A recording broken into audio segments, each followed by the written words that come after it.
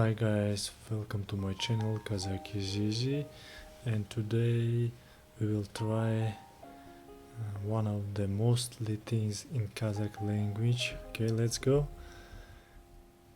It is a sinner harmony law. The following table is very easy but plays the most significant role in the word of Kazakh origin. The letter of the upper row is never found in the same word with the letter of the row below.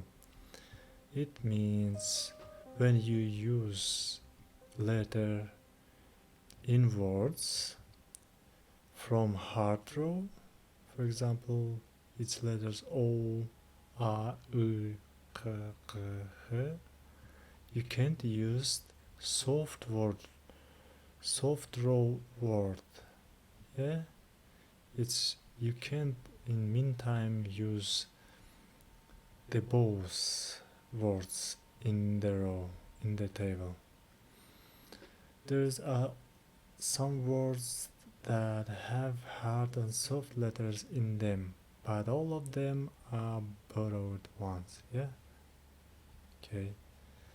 I hope you understand this thing, and thank you for attention. Bye bye.